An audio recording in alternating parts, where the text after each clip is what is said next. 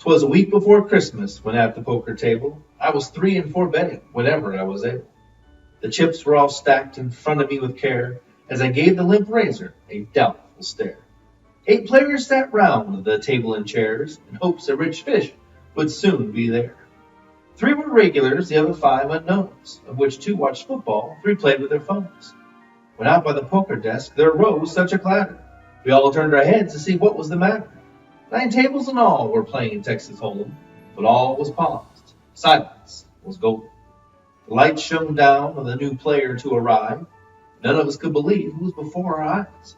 He was all dressed in red, as jolly as can be. We all knew he wasn't your average OMC.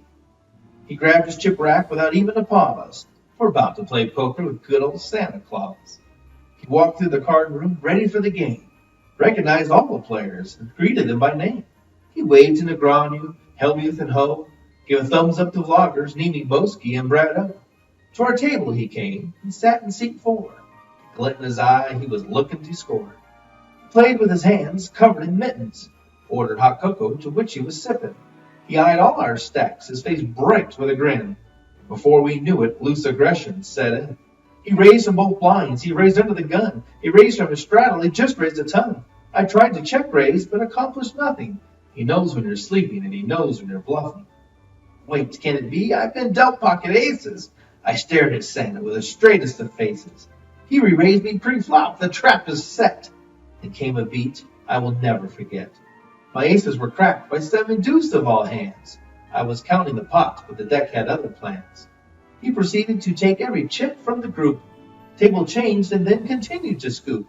He was loose as a goose eating a sandwich at the table. Without seeing it myself, I wouldn't believe this fable. Playing poker, he sure did have the knack. So cheerful while winning, gave treats from his sack.